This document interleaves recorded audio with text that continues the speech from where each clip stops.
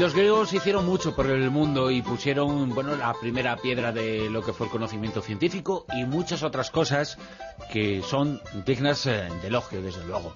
Pero hoy, junto a Ignacio Monzón, a quien saludamos, muy buenas noches, Ignacio. Muy buenas noches, Bruno. Descubrimos que no eran tan perfectos en todo, ¿verdad? Cuando hablamos, por ejemplo, del papel de la mujer en la antigua Grecia. No, como historiador, yo evidentemente no puedo juzgar si eran buenos o malos, pero sí, como persona, pues se nos hace muy raro muchos de sus aspectos porque eran favorables a la esclavitud, o en este caso, pues concebían a la mujer de una manera muy diferente a cómo se concibe hoy. Los filósofos griegos, algunos muy conocidos, muy respetados y que han creado una escuela y que lo seguimos estudiando, bueno, pues cuando hablan de este tema, pues también dicen algunas cosas que situarlas en su contexto, ¿no? Evidentemente, pero dicen algunas cosas tremendas, ¿no? El más famoso de todos ellos es el famoso Aristóteles, el genio de genios, que por cierto debía tener un montón de negros literarios, pero que sí tenía una opinión basada, como suele pasar muchas veces, en una observación pseudocientífica. Ellos definían o hacían más simple lo que era el proceso de la reproducción humana, diciendo que la mujer era como la tierra y el hombre era como la semilla. El hombre era el elemento activo, por tanto representaba la fuerza, y la mujer era pasiva. Como lo pasivo tenía un carácter peyorativo, la mujer, por tanto, tenía un carácter peyorativo. La mujer no podía ser activa porque no tenía capacidad intelectual ni moral, que suele ir unido, para eso. O sea, ya daban explicaciones pseudobiológicas. Y que no saliera de casa y que no le diera el sol casi, vamos, por nada del mundo, ¿no? Claro. Que incluso hacemos nosotros las tareas que la historia reciente las ha asimilado y asociado a la mujer por el hecho de que ni siquiera saliera de su casa, ¿verdad? Sí. No podían ir a la compra, iba a la compra el hombre, cosa que sería muy rara de ver hace, por ejemplo, 20 años.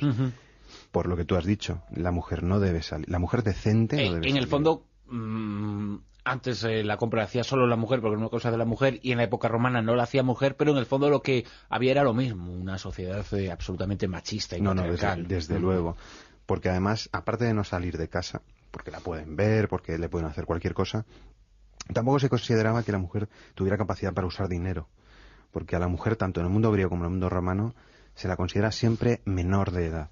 Es como una especie de niña eterna, tenga 20 años o tenga 80. Por eso, eso también ha pasado hasta nuestros días, hasta el siglo XX. Las mujeres basaban en parte su belleza en la blancura de su piel. Y, por ejemplo, además de no darle el sol, de no moverse de su casa, bueno, pues sus destinos, sus acciones más importantes en la vida, casarte, bueno, pues tener hijos, todo eso estaba controlado y dictado, ¿no?, por el hombre. Sí, igual que en el mundo griego, que en el mundo romano, quiero decir, la mujer siempre tenía un tutor legal, que si no era el padre, el hermano o el varón adulto más cercano a ella por consanguineidad, era designado por el Estado. El Estado era responsable no de la tutela de los varones, sino de la tutela de las mujeres, y nombraba a un curios, cuya palabra se parece al curiato romano, es decir, al vigilante, al que protege, para proteger legalmente a la mujer. No se refiere a la cuestión física, sino se refiere siempre a la cuestión legal.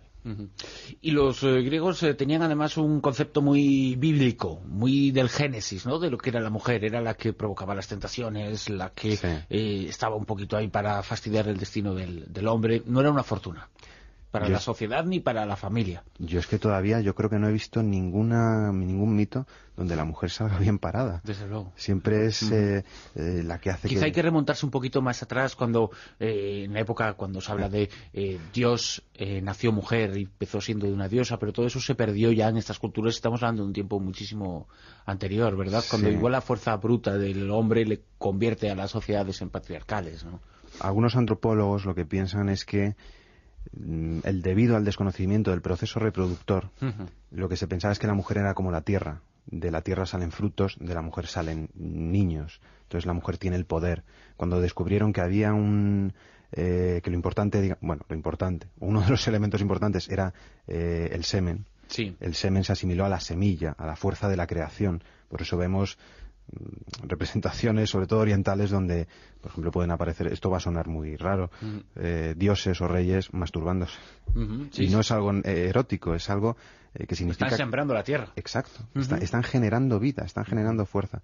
Entonces, probablemente el conocimiento del proceso reproductor es lo que llevó a ese cambio tan radical, a derrocar, como tú bien dices, a la diosa en favor del dios que además suele ser un fenómeno celeste.